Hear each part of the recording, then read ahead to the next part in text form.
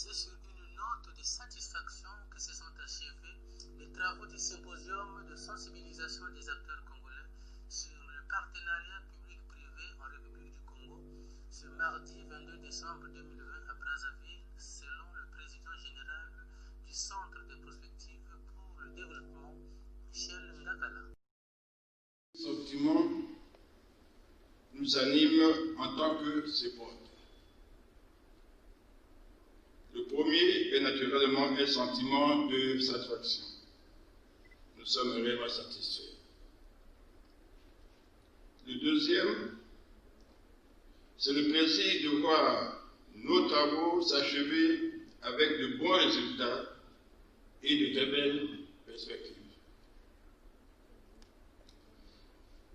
Qu'il nous soit permis pour cela d'exprimer notre parfaite reconnaissance à tous les acteurs qui ont contribué au succès de notre symposium.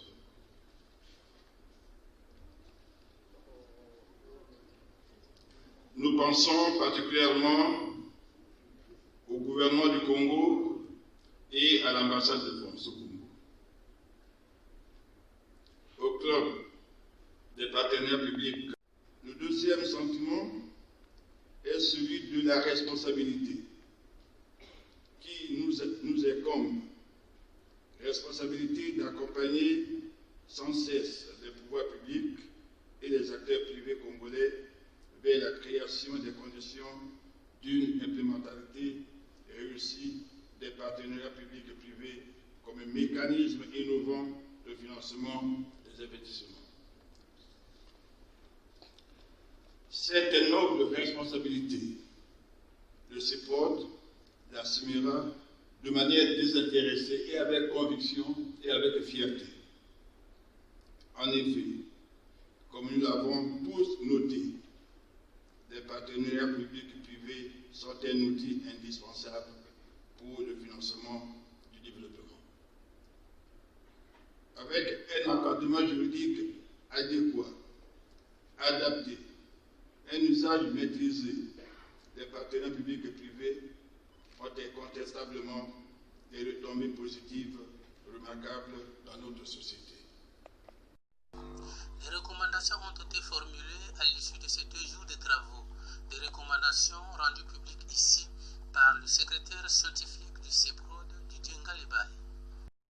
La nécessité pour l'État congolais de changer son modèle de financement des infrastructures publiques afin de garantir leur durabilité et maîtriser l'endettement y afférent.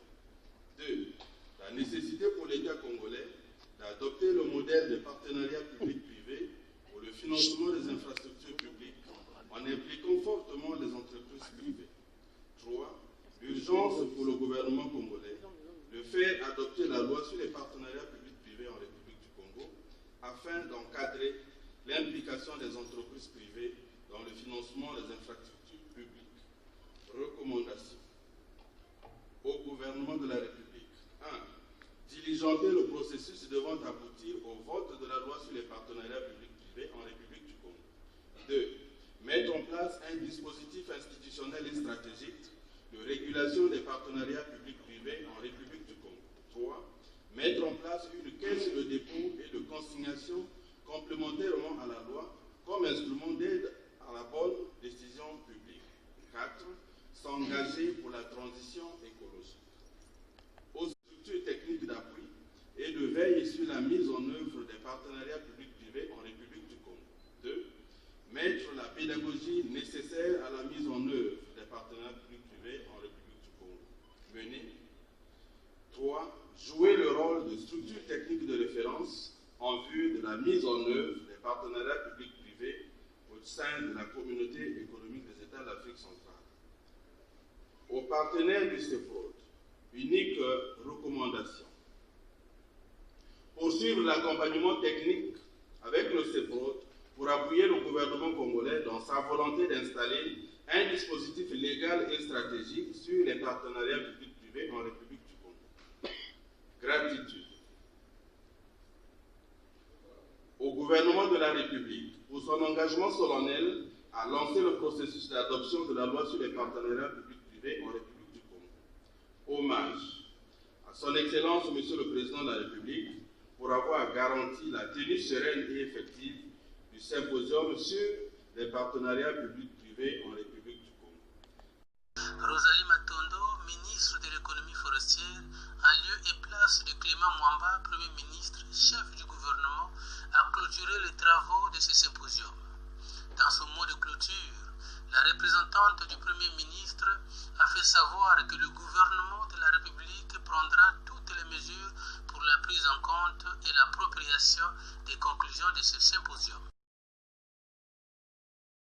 Et incontestablement, les grandes expériences qui se sont exprimées à cette occasion, les échanges aussi fructueux et pertinents qui ont eu cours particulièrement, les recommandations qui ont découlé, témoignent de tout l'intérêt pour le Congo de se saisir rationnellement de la variante stratégique partenariat public-privé comme instrument innovant de financement du développement dans sa quête de diversification et de restauration de son économie. Telle ambition, le gouvernement prendra opportunément toutes les mesures nécessaires et rationnelles pour la prise en compte et l'appropriation des conclusions des travaux du présent symposium.